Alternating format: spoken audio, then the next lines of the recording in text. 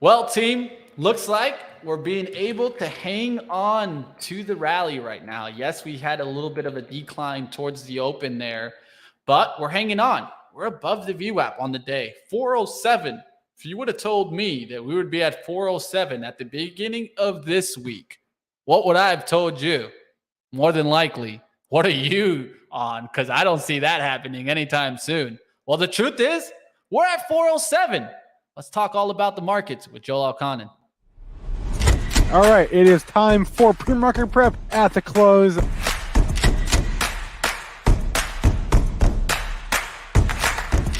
3 consecutive highs, opened, matched yesterday's low, and then once it took out there, that's all the breakout momentum traders needed. What's going on, Joel? How we doing out there? Interesting morning, afternoon with my cable guy. We are getting to the problem. It's definitely not fixed yet, but we are one step closer. And if I'm gone, I'm gone. But here we go. We're up 2.25 handles at 83.25. We spent a little time to 4100 handle. It was real choppy around 10 a.m. You can see that bar on the upper left chart. We got down to 40.54.50. That was a pretty good break. That was a 60-point break. Didn't quite get to my 2-star level. That was the pair of highs at 40.50. Got a little bounce, and now we're just trying to finish green on the session. The buck is on its heat. I sorted into the lower 104 handle. TLT having a great day, right? Up 252, 105.24. Crude up 89 cents. Precariously hanging above $80. Gold, its best days in I don't know how long. Up $57, 18, 16, 19. Gold is back on. Silver, we snuck in. No, not quite yet. We didn't get into that 23 handle, but probably will overnight. That's up 5.44%. That would be 1.18 at 22,965. You have Bitcoin back under 17K, but holding that former resistance area at 16,500. And Ethereum futures down to, we got a double top at 1,300 in Ethereum. It's down $24.50 at 1268. Like my man Jim Cruz says, stay strong, Joel. Stay strong. Let's keep it going. We got the internet working for us. Let's keep battling through. Like I mentioned in the chat, we swapped the modem. We're working diligently to fix the problem. Like always, we want to have a great show for you guys. And I know that Joel doesn't like to deal with internet issues. Trust me on that one. So let's get into the market action. Looks like we got a lot of numbers to come out today, and that shook up the market for sure in the afternoon.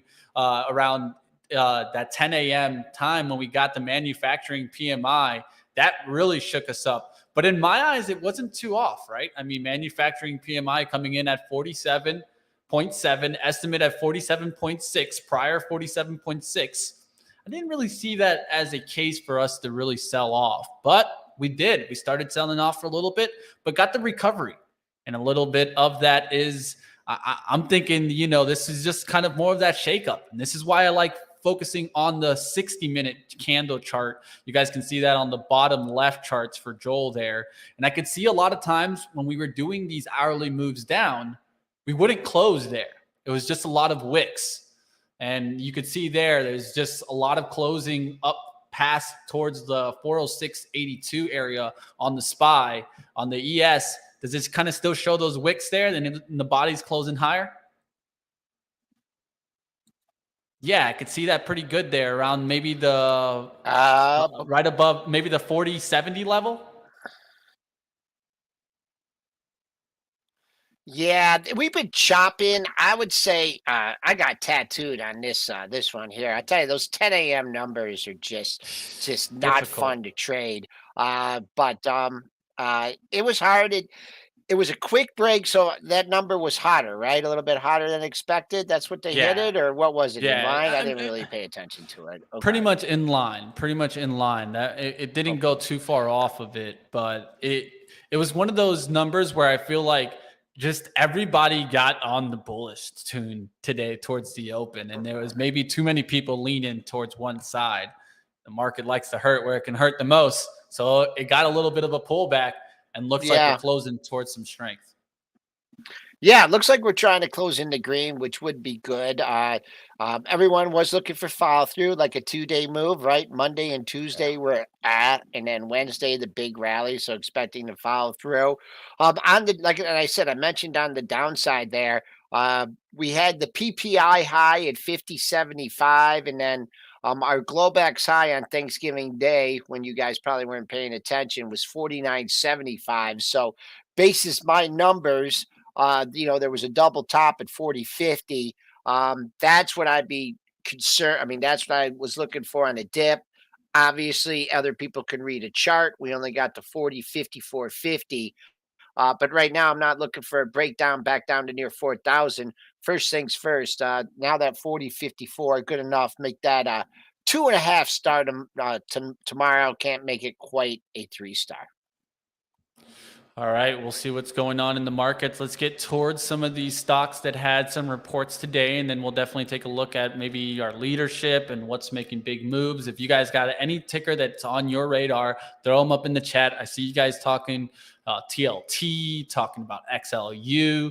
We'll definitely go through some of those, so we'll take a look at that. Let's go towards major stock of the day. It was a big focus with Salesforce after that surprise kind of announcement there.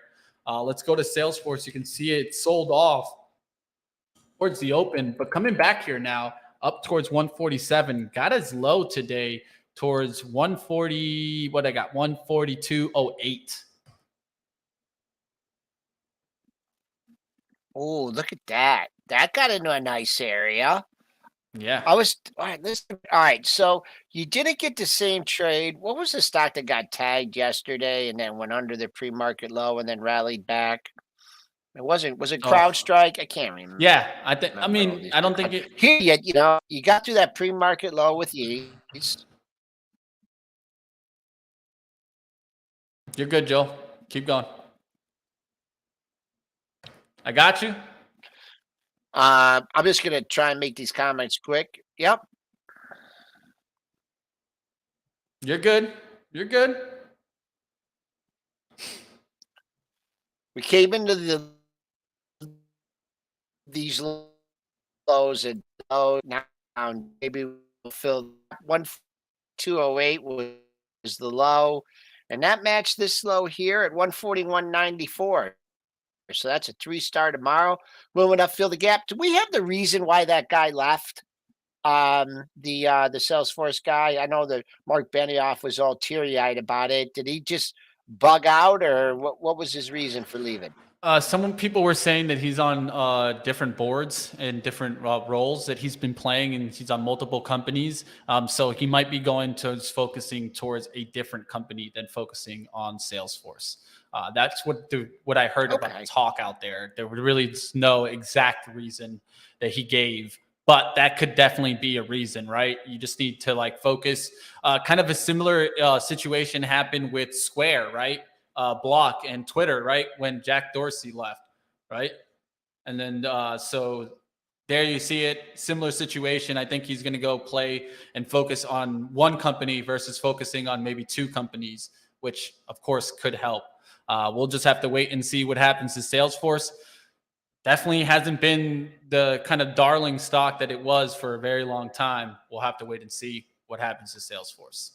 Let's go to Snowflake. You want to take the snow? Snowflake not having a bad day at all. Let's go to Snowflake here. Q3 EPS at 11 cents, beat the 4-cent estimate. Looks like Snowflake getting the lift today as it's trying to continue pushing through. Looks like you want to take a look. You bringing the beamer up? I just brought up Beamer because I was thinking about. I don't know why I thought about that. Snowflake. Now, I don't know how many people were here this morning, but it was a good. Dennis gave a good discussion there, and he really tries to give trading ideas, right, and give people short term and long term, and it was just tough. It was like he doesn't want to own the stock long term. But the day trade sure was a whole different thing. So it rebounded off the pre-market, almost filled the gap. It's having a strong day. Really no resistance until you get up to 160, but just a good day, right? Um, you know, it's just a day where it was a risk on day. And this is a risky stock, and that's why it got the love. Never gave you a shot at the pre-market lows, and who knows? Maybe people are just renting it. We'll see what happens with Snow. Definitely getting that nice little lift. Another one that got a lift in similar space, not really Snow space, but at least in growth. Splunk. Look at that. SPLK continuing on the day. Nice little kind of flagging action on the 15-minute. Got that nice little push towards the 92s, and it's continuing on the day. Really nice day for Splunk.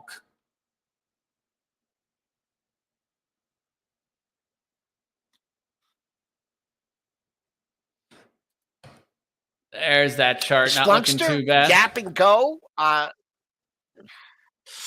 Filling this gap here. I don't say anything. If I'm trading the Splunkster, if I'm looking at a little run here, I'm looking at these. This was a really quiet seller here for 3 or 4 days, and that seller focused on the like $92 area, 91 to 92.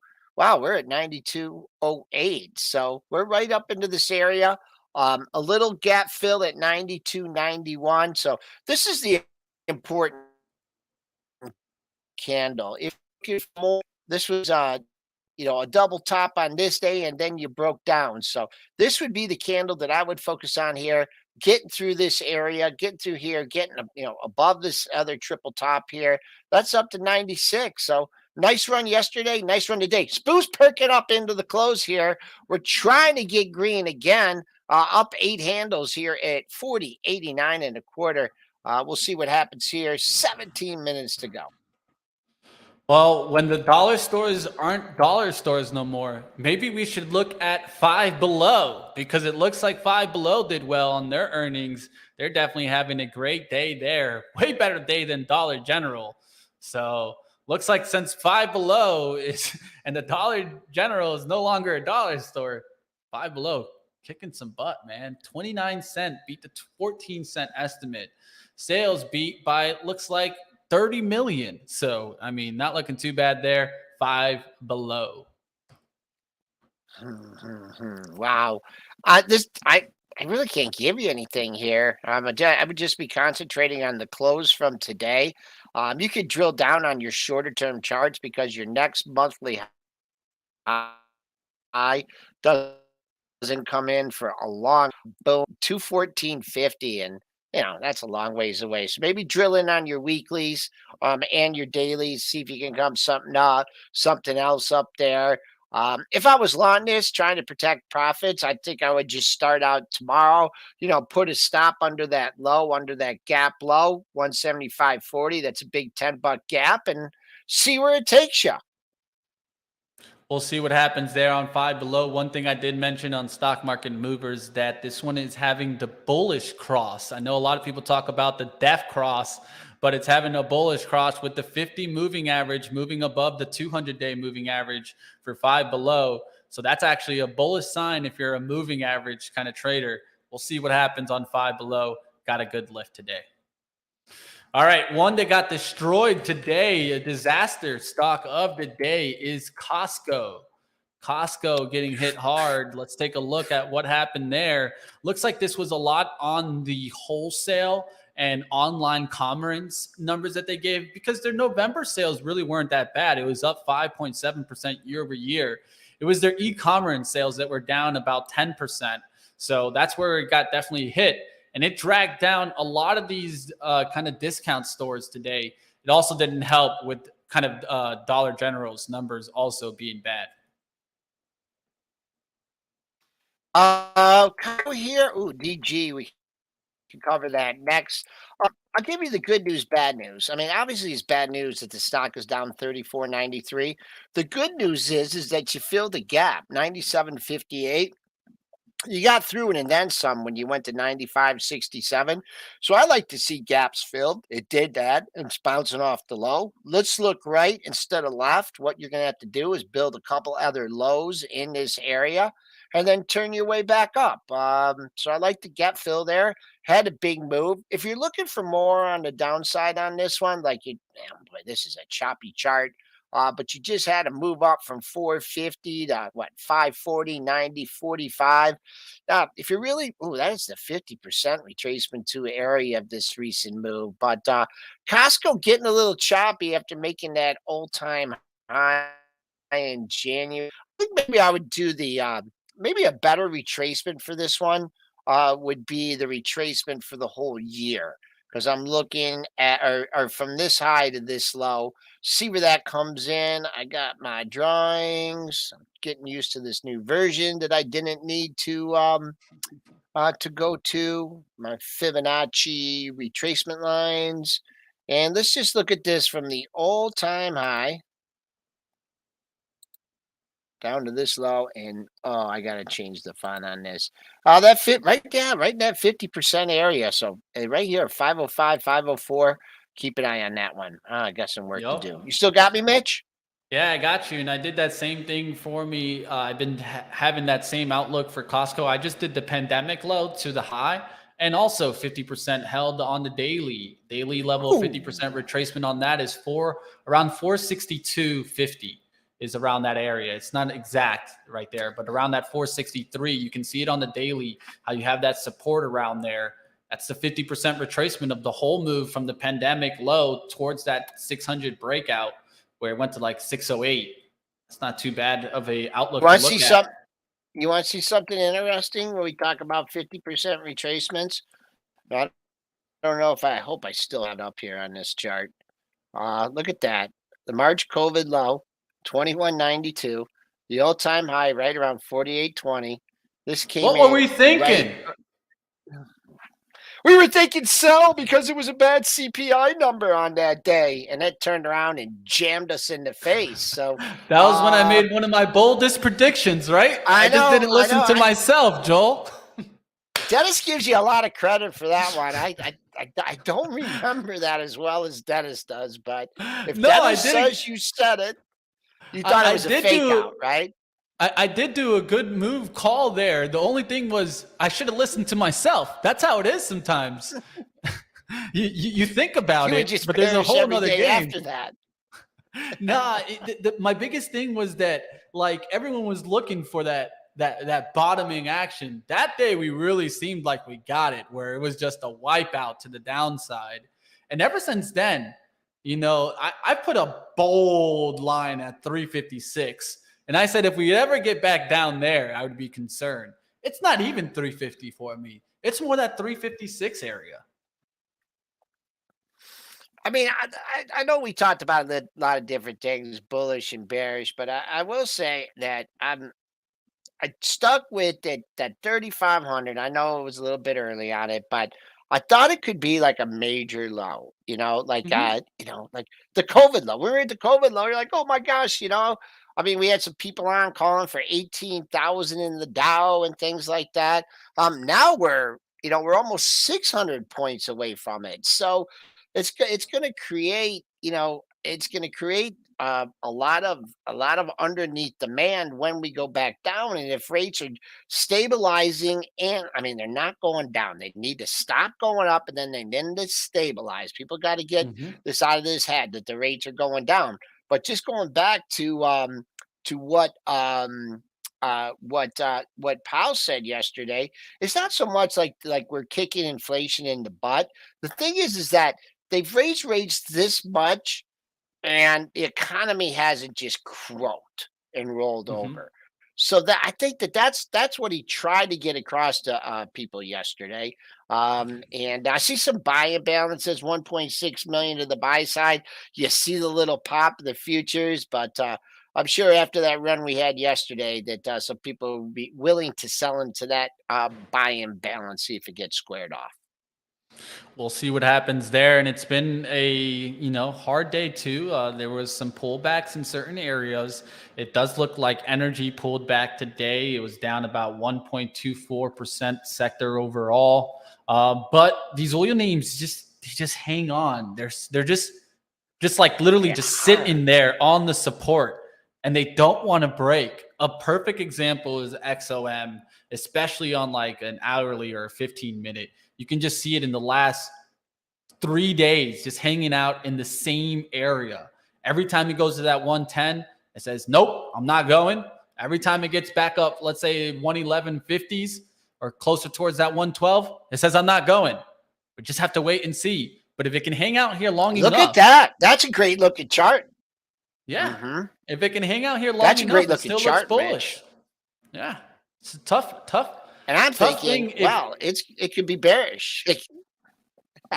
Yeah. No, I mean, my biggest thing is I think the Bears have just been waiting here. They're like, come on, crack already, XOM. And it's not cracking. It's even though the prices are going down, right? I haven't taken a look at WTI today. Let me just take a little peek. So much going on. I couldn't even look at the crude oil today. It's up towards 81.42. Looks like we got a little bit of a spike towards almost 83. Yeah, we did get in the 83s just slightly around 10:19 this morning. We'll keep a look on it. Can it get back there towards 85, or is it going to get back in the 70 handles? But we've seen how this hasn't really affected even the oil names. They won't go down. They're holding up low PE. We just need a full, which this is still like today was a nice day for risk on, but it's not like they're not selling their value stocks to go, full in. They rented, CrowdStrike or these other stocks. I love the setup that you mentioned here. You got 4 lows within the same area, 4 highs within the same area.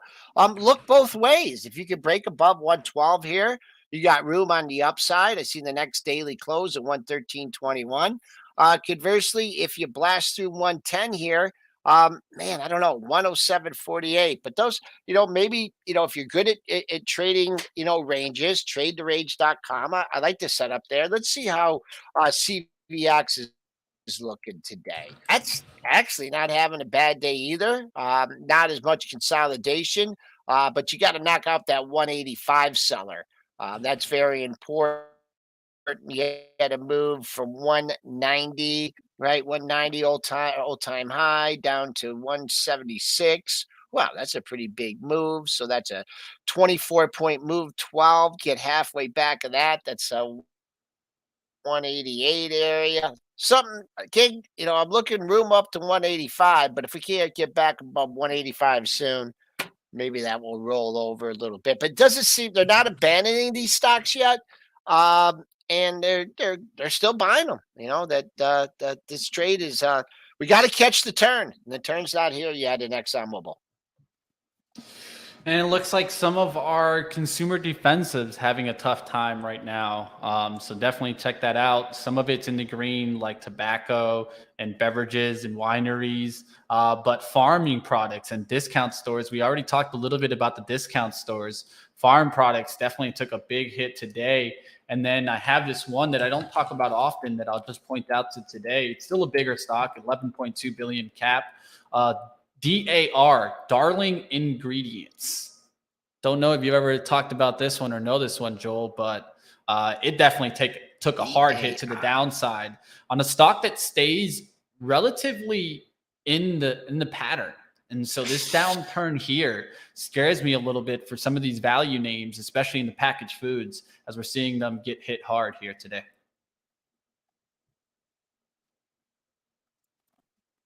$64.93. Boom. That was your low here. That was another monthly low. You're in a real danger spot here, closing on the low of the session. I don't like this one. Real bad day and closing near the low. So if this is one you got stuck in overnight, and I don't like when something's breaking through those buying balances. They said sold to you. We're trying to get scratch on the session, battling at that close. I like double closes. Let's see what happens with 40.81. Someone's mentioning Etsy, ETSY. there you go. We talk about the value, the growth. Okay. Still a long way to go. Monthly candle. Well, we're beginning a monthly candle. 2 big days in this one. I don't have anything for you. What was this month's high? This month's high 130 138.98. That was your high back in April, folks. If you're playing this for a super breakout, make sure you get a sustained 139 bid. We are above it right now, but nice 2-day move here in Etsy. S&Ps are struggling here to stay green for the session. One thing that I've been pointing at too, and that Etsy could be kind of more that Santa Claus rally type of trade, right? Ulta Beauty was another one that we talked about. They could have that similar trade. It looks like it's having a good day today. I heard multiple people mention that it's at all-time highs. Look at that pullback that it gave you. That's why I love opportunities on pullbacks, especially when you get a chance like this one where it broke through that 426, came back for that 400. Now it's been really pushing since then. All right, this is gonna be I'm breaking up a little bit, but I'm gonna make this my last stock of the day, and then make an S&P comment here and leave. I mean, it's all-time high. I mean, what can you do? You just keep an eye on that closing high, whatever that is. That's going to be today. 471.67. Your high is going to be through that area. So as always, you look to follow through on that level. Overnight, I don't know how much action we're going to get overnight. We do have the farm payrolls tomorrow. Keeping an eye on 41.10 in the overnight session. If they decide to juice it, I wouldn't mind selling some at 41.30. That was the high close, or that was the close before we fell off a cliff back in September. So, Mitch, I'm going to let you take it away, and I'm going to go see if I can get at least one more Comcast person out here today and get this problem pretty fixed. So, folks, thanks for sticking with me today. Back with you tomorrow morning. We'll see you tomorrow, Joel. You have a good one, my friend. And we're still making improvements. I saw a little improvement there. It looks like we did change the modem, so there was a little bit stronger internet. We'll look to keep pushing and fixing that. Now, of course, I'll keep watch to see what happens on the SPY. Can we continue the trend? Looks like we pulled back today multiple times, looks like. And you could see it here, how we were pulling back there towards around the 405 level. That's where we had that pullback. If you take a look here on the daily, right around 403.94, we have that 200-day. I'm going to look for that to kind of hold, 400 to hold. As long as that holds, I'm going to be in that bullish sense here for right now. We'll see if we can continue getting the lift. One stock that I am taking a shot on, and I will let you guys know about my swing trade today, full disclosure, Tesla. Took a shot on Tesla. Got the 193s when we were reversing here. Going to take the shot into the close. We'll see what happens on that one. Tesla, 359. We'll see what happens there. Will it get the lift? It should have an event tonight here. I just want to go ahead and take a look here, see if we got mentions of it. Just want to take a look. Looks like, of course, tonight should be that event there. There's a patent even filing on today. So we'll see what happens in Tesla today. The long-awaited semi-truck ships today. We'll have to wait and see what happens there. Tesla tonight, will it get running off of the semi-news? We'll have to wait and see. We'll look at it tomorrow. I took a shot. We'll see how it pays out. If it's a good thing or a bad thing, we'll be here tomorrow to find out. I'll see you guys tomorrow. Stay tuned. You guys got Cannabis Insider coming up next. And if you guys did not catch my interview today, I would definitely look back at it. If you're a crypto fan, I interviewed Patrick Hillman, Chief Strategy Officer at Binance. That was on Benzinga TV. You'll find some chapters and go check it out, team. It was a great interview on Binance, FTX, and the crypto environment. You want to go ahead and catch that. I'll see you next time, team. I don't think it's his graphic card. If it was his graphic card, we would be seeing more issues into the graphic side. We're falling on the internet side, and we tested the internet. You can see it's falling off. So I don't think it's his PC. Trust me, if it was that easy, I think I would have fixed it. But who knows? We'll have to wait and find out. One thing that we won't do is stop battling to get my man Joel back. And we'll see you tomorrow, team. Keep battling. We'll see you guys like always. Hit the like on your way out. Mitch on the semi with a Pepsi. Let's take it. Pinky on up. We'll see what happens. All right, hit the thumbs up. Internet speed test problem solved. Well, Well, the problem that's solved on that, if you actually have an issue, right? It is the upload speed. We understand that, Russ. The big thing here is that we're getting signal, strong signal, and drop off throughout it. It could be because of his line. They're looking like they're going to kind of dig it up and do a new line. We'll have to wait and see. Definitely going to keep pushing. We'll see what happens. And I don't think it's a software because mine is running smooth right now, right? I mean, Dennis was running smooth, so I don't know if it's StreamYard. The only thing that we can do is keep battling with you guys. And I appreciate that you guys are running through this and trying to give solutions. I'll definitely test your solutions, so don't get me wrong. Feedback's always appreciated. Come check out Cannabis Insider. Coming up next, go ahead and find out why Grow Generations is making the move, Tilray making the move. Ask the questions. We'll have to wait and see on Cannabis Insider what they thought of that Grow Generation move.